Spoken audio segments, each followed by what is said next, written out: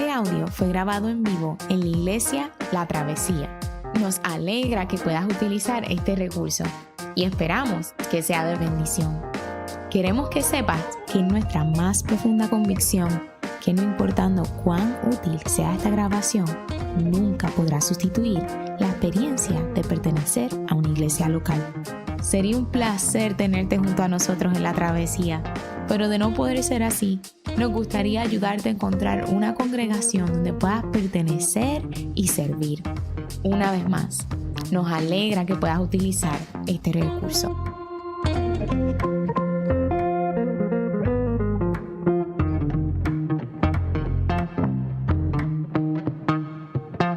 Muy buenos días, les invito a ponerse de pie para la lectura de la palabra de Dios. El pasaje se encuentra en el libro de Hechos, capítulo 4, versículos 1 al 22. Así dice la palabra del Señor. Mientras Pedro y Juan le hablaban a la gente, se les presentaron los sacerdotes, el capitán de la guardia del templo y los saduceos. Estaban muy disgustados porque los apóstoles enseñaban a la gente y proclamaban la resurrección, que se había hecho evidente en el caso de Jesús. Prendieron a Pedro y a Juan, y como ya anochecía, los metieron en la cárcel hasta el día siguiente. Pero muchos de los que oyeron el mensaje creyeron, y el número de estos, contando solo a los hombres, llegaba a unos 5,000. Al día siguiente se reunieron en Jerusalén los gobernantes, los ancianos y los maestros de la ley. Allí estaban el sumo sacerdote Anás, Caifás, Juan, Alejandro y los otros miembros de la familia del sumo sacerdote. Hicieron que Pedro y Juan comparecieran ante ellos y comenzaron a interrogarlos. ¿Con qué poder o en nombre de quién hicieron ustedes esto? Pedro, lleno del Espíritu Santo, les respondió: Gobernantes del pueblo y ancianos, hoy se nos procesa por haber favorecido a un inválido y se nos pregunta cómo fue sanado. Sepan, pues, todos ustedes y todo el pueblo de Israel, que este hombre está aquí delante de ustedes, sano gracias al nombre de Jesucristo de Nazaret, crucificado por ustedes, pero resucitado por Dios. Jesucristo es la piedra que desecharon ustedes los constructores y que ha llegado a ser la piedra angular.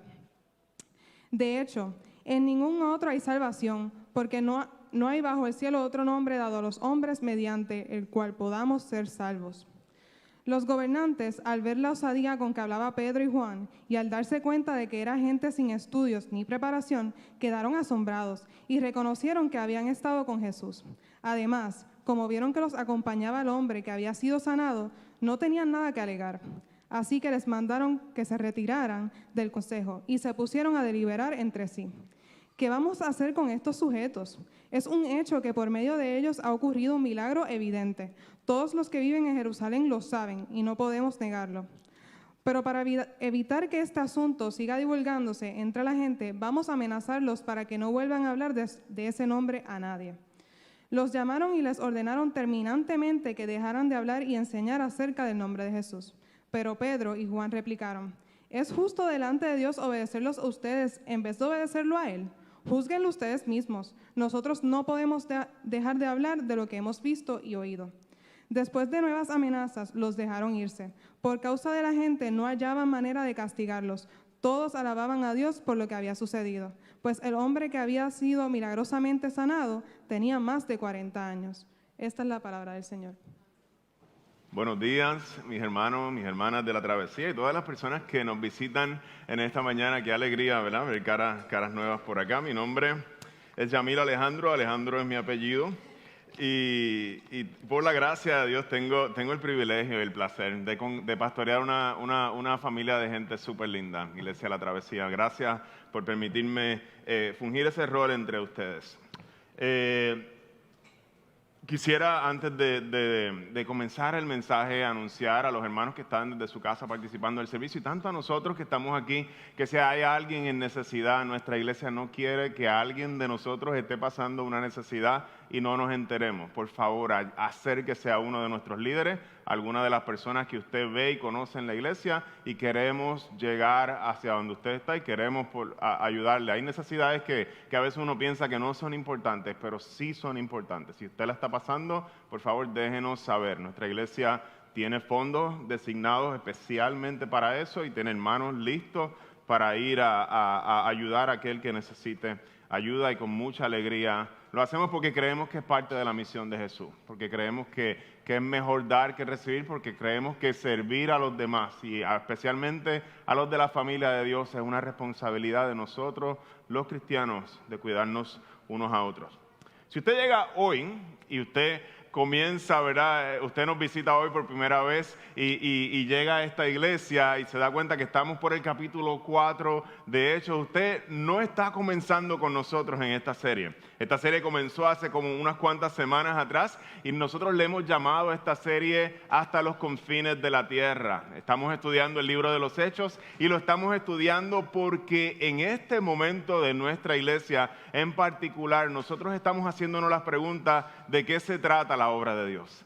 ¿De qué se trata esto de ser iglesia? La pregunta del catecismo nos dirigía en esa dirección y estamos haciéndonos una pregunta para entendernos nosotros mismos a la luz de lo que la Biblia enseña, reevaluar las prácticas que hacemos, reevaluar las creencias que nosotros tenemos a la luz de la Biblia. Así que yo quisiera darles un poquito de lo que ha venido pasando en esta serie del libro de los Hechos. Nosotros discutimos primeramente en esas primeras semanas el día de Pentecostés, ese momento donde los cristianos reciben y a rayo, santería de momento aquí o algo así, ¿no? Donde los creyentes son empoderados por el Espíritu Santo y reciben el poder para proclamar las palabras del Evangelio a las naciones con poder. La semana pasada o hace 2 semanas mirábamos el primer milagro que se da, y es el nombre de este hombre que es un hombre lisiado que llevaba toda su vida sentado a la puerta del templo pidiendo limosna. Y Pedro y Juan, el día que se encuentran con este hombre, actúan en compasión y este hombre recibe la sanidad de parte del Señor. Y este es el evento que precede al pasaje en que nosotros estábamos discutiendo hoy. La ciudad es conmovida de manera considerable por este milagro. Pedro predica el Evangelio.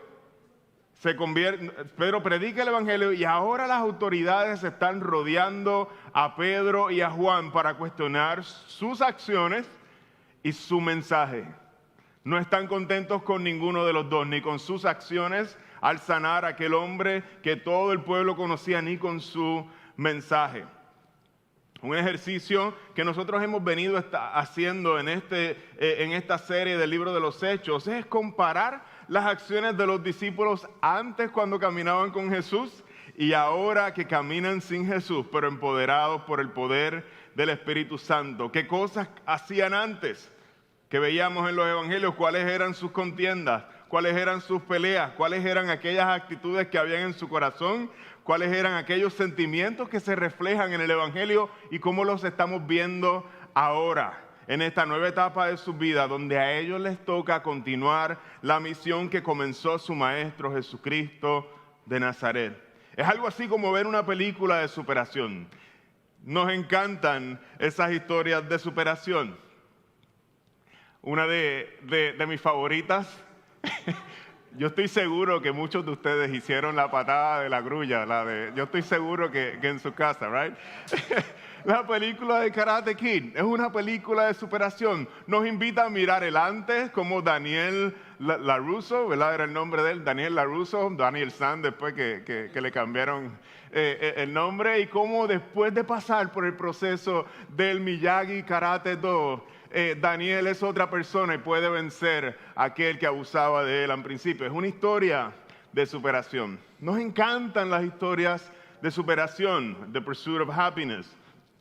El querido Will Smith, una historia que nos ha tocado de cerca a muchos de nosotros. Es la historia de Chris Garner, un hombre que pasa de ser una persona que deambula por todo un año con su hijo pequeño a convertirse en uno de los más grandes empresarios. Una historia de superación, una historia de éxito. ¿Y de qué se tratan estas historias? ¿Qué mensaje nos envían las historias de superación y las historias de éxito que tanto nos gustan a nosotros, que tanto andan los productores de Hollywood buscándolas para producirlas en películas? Estas historias tienen un común denominador, Y es que el comienzo y el final de la historia son dos imágenes completamente diferentes. ¿Qué pasa entre medio? De eso se trata la película. Tienen como un fin que nosotros nos enfoquemos en el proceso que ocurre entre medio de estas dos etapas. Y en el texto de hoy nos encontramos con algo similar. Vamos a ver cómo los discípulos de Jesús, aquellos que le abandonaron en sus momentos de peligro, cuando él estaba solo frente a aquel tribunal que lo condenó, ahora enfrentan la dificultad y la imagen es una completamente diferente. La pregunta, ¿qué sucede entre medio? ¿Y qué implicaciones tiene esto para ti y para mí hoy? Cuando leemos la Biblia no la leemos solamente con nuestro intelecto, estamos buscando en ella luz para caminar nuestras vidas. Estamos buscando en ella la gracia de Dios para sostenernos también en nuestras dificultades. El contexto. Se nos habla de un arresto en los primeros 4 versículos. Nos dice que mientras Pedro y Juan hablaban a la gente, luego de aquel milagro, se les presentaron los sacerdotes, el capitán de la guardia del templo y los saduceos, y estaban muy disgustados por lo que los apóstoles enseñaban a la gente y proclamaban la resurrección que se había hecho evidente en el caso de Jesús. Prendieron, otra palabra para decir arrestaron a Pedro y a Juan, y como ya anochecía, los metieron en la cárcel hasta el día siguiente. Pero muchos de los que oyeron el mensaje creyeron, y el número de estos, contando solo a los hombres, llegaba a 5,000. Los discípulos, nos dice Lucas, y es quien escribe todos estos relatos, los discípulos fueron arrestados, pero comenzamos a mirar algunos detalles ahí que hemos escuchado antes. ¿Quiénes los arrestan? Los guardias del templo. ¿A qué hora sucede el arresto? A horas cercanas de la noche. Es como una tarde, más o menos cerca de la tarde, noche. Los discípulos son echados en la cárcel hasta el día siguiente para luego ahí ser juzgados. ¿Te suena similar a un evento que has visto antes? Seguro que sí. Lucas nos sigue tirando también claves para que nosotros continuemos viendo de qué se trata del libro de los Hechos y cómo el Evangelio no puede ser arrestado a pesar de que los discípulos están siendo arrestados. Al primer sermón de Pedro se convierte en 3,000, aquí el número es mucho más grande, son 5,000 sin contar mujeres y niños.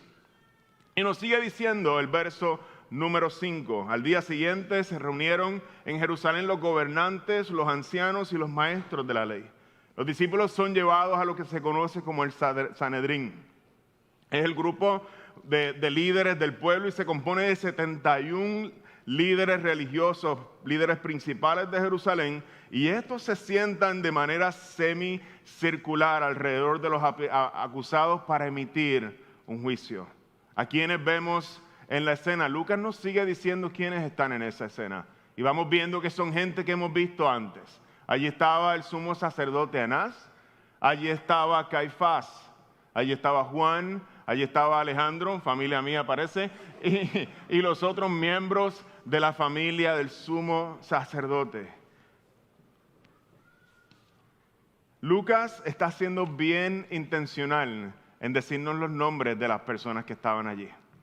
Al describir la escena, para que sus lectores se den cuenta que los discípulos han vivido esta escena antes, que esta no es la primera vez. Esta es exactamente lo que vivió Jesús cuando fue condenado a muerte hace unas semanas atrás en la vida de los discípulos. Es arrestado por la misma gente que fueron los discípulos arrestados. Es arrestado a la misma hora que fue Jesús arrestado. Es encarcelado de la misma manera que Jesús fue encarcelado y fue enjuiciado al otro día por la misma gente. ¿Qué puede esperar una persona de un juicio como este? ¿Qué se puede esperar si tus jueces, aquellos que van a emitir un juicio sobre tu vida, son esta gente que acaban de condenar a Jesús hace unas semanas atrás? ¿Alguna vez has estado en un pleito sabiendo cuál va a ser el resultado final, aún antes de que ese pleito comience? Así se sienten los apóstoles en un momento como este. ¿Acaso se puede esperar justicia de aquellos que mataron al autor de la vida? Las memorias inundan la mente de los apóstoles. Ellos conocen la escena. Ellos conocen quiénes están en poder y quiénes están frente a ellos y lo que han hecho aún con su maestro.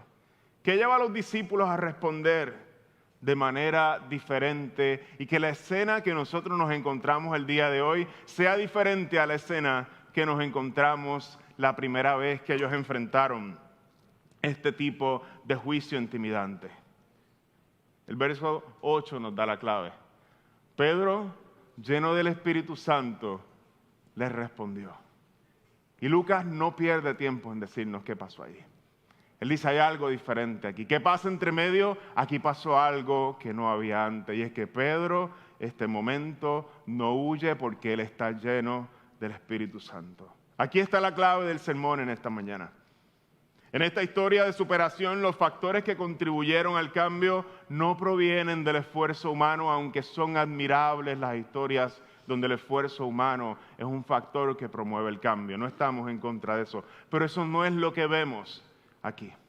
Lucas nos dice que Pedro estaba lleno del Espíritu Santo y la pregunta es, si tú eres bautista, presbiteriano, pentecostal, ¿qué significa estar lleno del Espíritu Santo? ¿De qué se trata eso? El Espíritu Santo siempre ha sido de la Trinidad la persona de alguna forma más misteriosa para nosotros. No conocemos tanto del Espíritu Santo como debiéramos. Siempre parece que actúa de maneras misteriosas en las que nosotros no podemos entenderlo. ¿Acaso Pedro en ese momento hace una pausa ante la multitud y le dicen, esto que yo voy a decir ahora, lo voy a decir lleno del Espíritu Santo? Eso no es lo que ocurre. Entonces, para que Lucas escriba que Pedro estaba lleno del Espíritu Santo, algo se vio en los espectadores.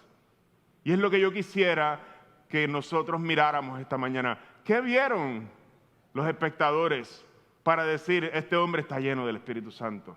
Porque eso no nos va a dar toda nuestra teología del Espíritu Santo, pero nos va a dar unos puntos claves. ¿Cómo se ve a alguien lleno del Espíritu Santo? ¿Cómo habla alguien lleno del Espíritu Santo? ¿Cómo alguien que está lleno del Espíritu Santo entiende la realidad e interpreta lo que está pasando alrededor suyo? Es lo que nosotros vamos a ver en esta mañana y de alguna forma decir, ok, así se ve, pues entonces yo quiero eso también. Los creyentes queremos estar llenos del Espíritu de Dios para ejercer el ministerio que Dios ha puesto en nuestras manos. Y cuando digo el ministerio no me refiero a lo que haces en la iglesia nada más. Me refiero a lo que haces en toda tu vida como un discípulo de Jesús. Quisiera explorar en este sermón algunos de los indicadores palpables que nos dejan ver que Pedro y Juan estaban llenos del Espíritu Santo. Desde que empieza todo el relato, ¿cuál es la interpretación de Pedro de todo el acontecimiento que está pasando alrededor de él? Si Pedro está lleno del Espíritu Santo, yo quiero saber cómo él percibe el mundo y lo que está pasando. Y si Pedro y Juan están llenos del Espíritu Santo, yo también quiero saber cómo la gente los percibe a ellos, porque hay algo de valor ahí para yo entender cómo una persona actúa llena del Espíritu Santo. El movimiento del sermón va a ser un inside out. Vamos a mirar primero desde la perspectiva de Pedro, cómo él entiende el mundo lleno del Espíritu Santo, y luego vamos a mirar desde la perspectiva de los que lo vieron a él, cómo ellos ven a alguien que está lleno del Espíritu Santo y qué cosas son palpables para todo el mundo. Así que quisiera empezar con el primer punto, lo vemos en el discurso del Pedro. ¿Qué es lo que ve Pedro? ¿Cómo Pedro interpreta la realidad? Nos dice el verso 8, lo siguiente, del 8 al 12. Pedro, lleno del Espíritu Santo, respondió: gobernantes del pueblo y ancianos, hoy se nos procesa por haber favorecido a un inválido y se nos pregunta cómo fue sanado. Verso 10. Sepan pues, todos ustedes y todo el pueblo de Israel, que este hombre está aquí delante de ustedes, sano gracias al nombre de Jesucristo de Nazaret, crucificado por ustedes, pero resucitado por Dios. Jesucristo es la piedra que desecharon ustedes los constructores y que ha llegado a ser la piedra angular. Y termina Pedro diciendo, de hecho, en ningún otro hay salvación, porque no hay bajo el cielo otro nombre dado a los hombres mediante el cual podamos ser salvos.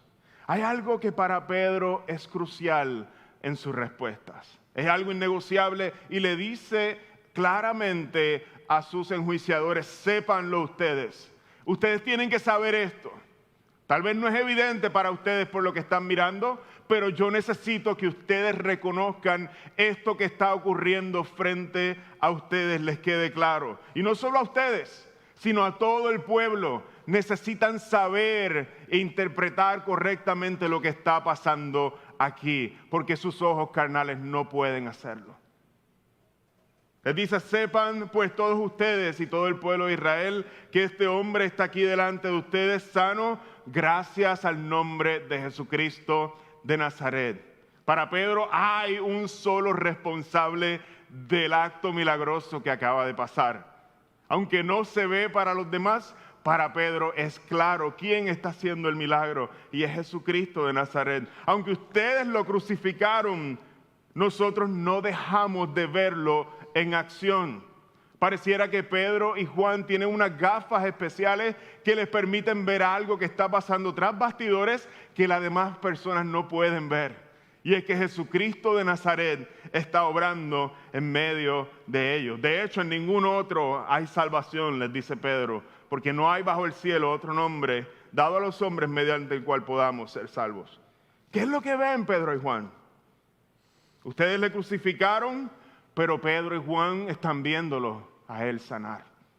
Ustedes le rechazaron, pero Pedro y Juan le están viendo vivo en medio de todo lo que está ocurriendo, salvando gente, sanando gente, restaurando familias, construyendo una iglesia. Los apóstoles reconocen, mis hermanos de la travesía, y este es el punto, la presencia de Cristo en todo lo que está ocurriendo a su alrededor. Es como si algo los demás no pudieran verlo, pero si ellos como si se pusieran unas gafas especiales donde ellos pueden ver algo que más nadie ve. Y eso es parte de estar lleno del Espíritu Santo. Este es el punto. Según este pasaje, estar lleno del Espíritu Santo implica vivir con la certeza de que Cristo resucitó y que los creyentes nunca enfrentamos la vida solos. Lo voy a repetir una vez más porque esto es bien importante y crucial para nuestra vida cristiana. Ser lleno del Espíritu Santo implica vivir con la certeza de que Cristo resucitó de entre los muertos y que nunca enfrentamos la vida solos. Allí no estaban los apóstoles solos. Y Pedro y Juan lo tienen bien claro, y eso hace la diferencia entre el antes y el después. Se trata de descansar en la promesa de Cristo. Yo he estado diciendo que pareciera que tenían unos anteojos especiales, pero no tenían unos anteojos especiales. No había magia, ni un polvillo mágico, ni ningún conjuro que se diera allí para que ellos pudieran de alguna forma abrir sus ojos espirituales y ver a Jesús moviéndose. Eso no es lo que está pasando allí. Ellos aprendieron a descansar en la promesa de su Maestro porque Él les prometió que iba a estar con ellos justo antes de marcharse. Por tanto, vayan y hagan discípulos de todas las naciones. Les aseguro que estaré con ustedes siempre hasta el fin del mundo. Cristo, hermanos y hermanas de la travesía, no vino solamente a morir por tus pecados y darte perdón. Es mucho más grande que eso, la salvación. Él vino a vivir contigo, Él vino a enfrentar la vida contigo, Él vino a ayudarte en cada una de sus situaciones, y tú nunca estás solo. Tú nunca crías tus hijos sola. Tú nunca vives la vida cristiana solo.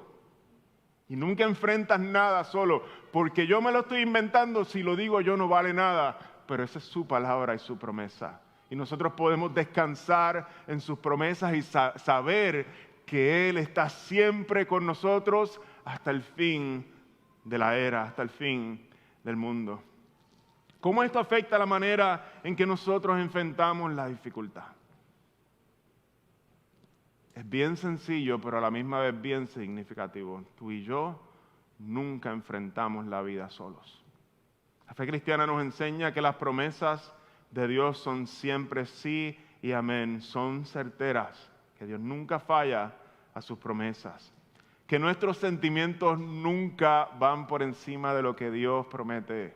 Qué difícil eso para los melancólicos como yo, right? Que uno se pone sentimental y empieza a pensar que el mundo gira alrededor de nuestros sentimientos. Para Dios eso no es real.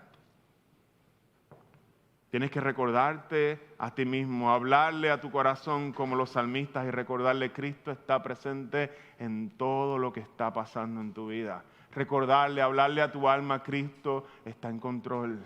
Él nunca me deja solo. Yo no estoy viviendo ninguna de estas situaciones solo. Y hablarte a ti con la palabra para que venzan tus sentimientos de soledad. Esto es una práctica que vas a tener que hacer muchas veces como los salmistas.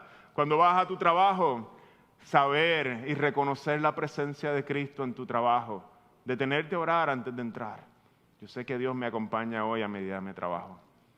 Y cualquier conflicto que yo vaya a entrar, cualquier cosa, sea buena o sea mala o difícil, lo que sea, lo que venga, yo no lo enfrento solo. Detenernos a orar cuando vamos a lidiar con alguna situación en la vida, con nuestros hijos, con nuestra familia, con hermanos en la iglesia, y proceder con la certeza y el descanso de saber que Cristo está presente en cada una de las cosas que nosotros enfrentamos en la vida. Un conflicto familiar, puedes detenerte. Me encanta la gente que a veces me detiene, me dice, pastor, vamos a orar. No sé si te ha pasado que de momento cambia todo el panorama y tú te sentías todo frustrado y dices, Yamil, vamos a sentarnos a orar. Eso es reconocer la presencia de Cristo en nuestra vida. Porque si Él está presente, de alguna forma yo necesito a veces dejar de mirar la situación un rato y mirarlo a Él. Y saber que Él tiene control de nuestra vida. Orar es una de esas maneras en cómo lo hacemos. Traer a tu mente y a tu corazón que Jesús es Rey sobre tu vida. Y que Él es tu buen pastor. Y tu vida está en sus manos. Cuando lidias con la enfermedad, cuando haces un negocio en tu empresa, Cristo está presente. Lo hacemos con rectitud, lo hacemos con bien, lo hacemos honrando al Señor y buscando expandir su reino aún por medio de los buenos negocios. Cuando disciplinas a tus hijos y estás frustrado, Cristo está presente. Él sabe tu frustración. Cuando vas a ofrecer un consejo a un amigo o una amiga en dolor, Cristo está presente. Puedes orar y pedirle dirección al Señor. Él te la va a dar. Muchas veces uno no sabe ni qué decirle a alguien en dolor. Cristo está presente. Vivir como gente llena del Espíritu Santo implica que nosotros reconocemos la presencia del Cristo resucitado en todo lo que hacemos. Descansamos en su promesa. Les aseguro que siempre estaré con ustedes hasta el fin del mundo. Así se ve desde adentro. Los creyentes vemos a Cristo presente en todo lo que hacemos. ¿Cómo se ve desde afuera? Les confieso que yo me volví patriota en St. Louis. Allá estuve desde el año 2014 estudiando en el seminario, allá en Covenant Seminary junto a mi esposa, y allá nació Estrella.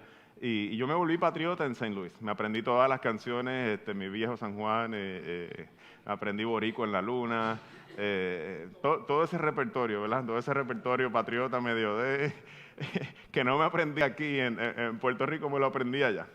Para Cecilia y para mí fue un oasis también allá en St. Louis encontrarnos con Jaime Sayas, un amigo que era boricua, que no sabíamos que existía, que allí, o que existía así porque era amigo de aquí, pero que vivía en St. Louis, y él tenía algo que lo hacía brillar en medio de los demás, y es que él conocía a Rubén Blades, o por lo menos la música de Rubén Blades, en un lugar donde más nadie conocía la música de Rubén Blades. Yo tenía a alguien con quien hablar sobre Rubén Blades, yo tenía a alguien con quien hablar sobre el Gran Combo, yo tenía a alguien con quien hablar del reggae, de cultura profética y de las bandas que están que son conocidas en Puerto Rico. Este hombre conocía sobre las empanadillas de pizza. Este hombre conocía sobre el icy de pitufo, la jamonilla, el sofrito, los pasteles y el lechón. Qué rico es conocer a alguien, encontrarte con alguien que entiende el lenguaje de tu corazón. Y no estoy hablando solamente de las palabras, sino de todas las experiencias que vive uno en su cultura.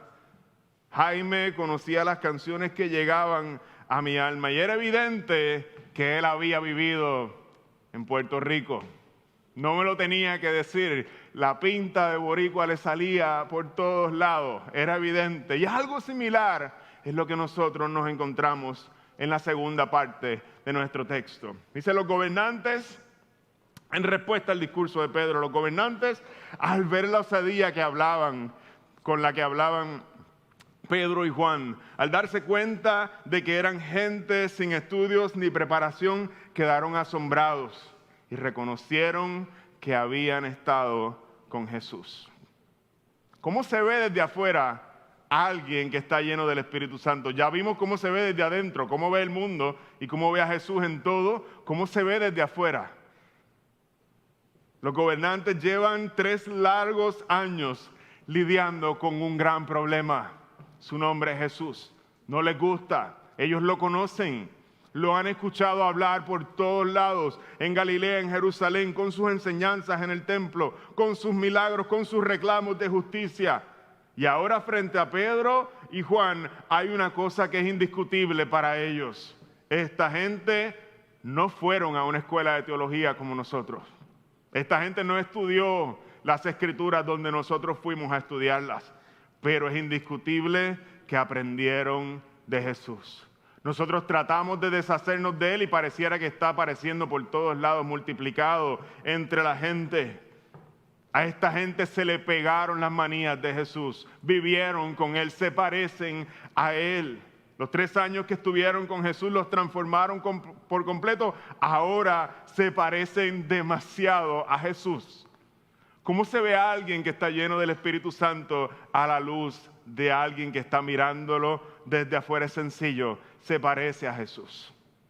Así se ve desde afuera a alguien que está lleno del Espíritu Santo. Su vida te recuerda a Jesús. Es inevitable y ves a Jesús en él. Se le han pegado las manías. La manera en que se conduce en su trabajo te acuerda a Jesús. La manera en que da su dinero de manera generosa te acuerda a Jesús. Su rectitud a la hora de tratar asuntos morales y éticos y no vira la vara de ninguna forma te recuerda a Jesús. Pero su amor por la palabra también te acuerda a Jesús. Su amor, el amor con que trata a los que no son moralmente rectos también te acuerda a Jesús. Su compasión por los menos aventajados, los pobres y los que sufren también te acuerda a Jesús. En todo lo que hace una persona llena del Espíritu Santo te va a parecer a Jesús.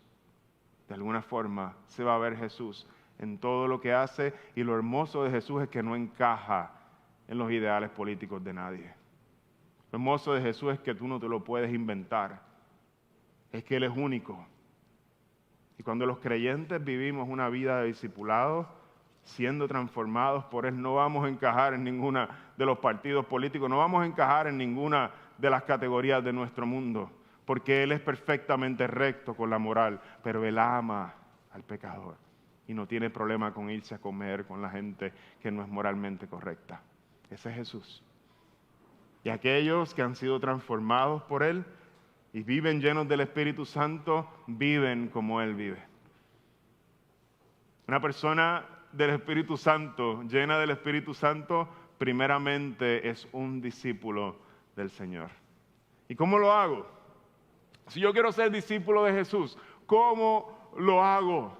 ¿Cómo yo aprendo a vivir como Jesús? ¿Cómo yo hago que mi vida brote a Jesús, emane la belleza de Cristo Jesús? Y la respuesta está en mirar cómo lo hicieron los discípulos. No hay otra respuesta. Ellos vivieron con Jesús.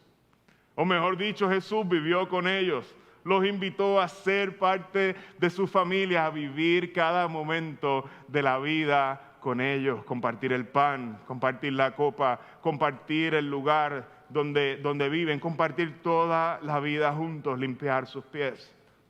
Y esa es la invitación que también hay para ti y para mí, que somos creyentes. Jesús no te lleva a conformarte con el domingo. Quien viene solamente el domingo y se olvida de Jesús el resto de la semana, no va a parecerse a Jesús. Jesús te invita a ti y a mí a vivir con su familia, a participar de la vida de la familia de Jesús. ¿Dónde está Cristo? Mira a tu alrededor. Mira a tu alrededor la gente que tienes, la gente que quiere beber más de Cristo. Ahí está Cristo presente en medio de ellos. Cristo nos invita a su familia. Está en la vida de los hermanos de la iglesia. Está en cada tiempo de estudio de la palabra con los hermanos y el tiempo que lo hace de manera individual. Está en cada tiempo de oración con tus hermanos y en cada tiempo de oración que tienes de manera individual. Está en cada tiempo que compartimos la vida juntos luego de la iglesia y nos tomamos un café. Está cuando nos sentamos a la mesa. Jesús está presente para comer con nosotros. Y ahí está formando su carácter en nosotros para que se nos peguen las manías de Jesús. El Señor vino para hacernos sus discípulos, no para invitarnos a venir un domingo a la semana, o un día a la semana. Su deseo es que nuestras vidas se parezcan a Él. Hasta el momento hemos mirado este pasaje que está lleno de grandes cosas y grandes acontecimientos, un discurso lleno de temas que pudiéramos explorar más, pero hemos escogido mirar dos cosas. ¿Cómo se ve desde adentro a alguien? ¿Cómo mira la realidad cuando está lleno del Espíritu Santo? ¿Y cómo se ve desde afuera para alguien que lo vea a una persona que está llena del Espíritu Santo? Y esas son las dos cosas que hemos mirado en este pasaje y quisiera ir concluyendo este sermón. El pasaje culmina mostrándonos la respuesta de los líderes religiosos. No nos debe asombrar, es la dureza del corazón. A pesar de que había una evidencia contundente frente de ellos, con el hombre que había sido sanado y con los eventos que estaban ocurriendo, las multitudes convirtiéndose a Jesús, ellos endurecen su corazón y amenazan a los discípulos para que no enseñen más en el nombre de Jesús. Hermanos de la travesía, desde este momento en el libro de los Hechos comienza a haber un panorama de persecución. Acabamos de estudiar la primera persecución de la iglesia que se da en Jerusalén y de aquí en adelante en el libro de los Hechos vamos a ver dos cosas ocurriendo a través de todo el libro de los Hechos.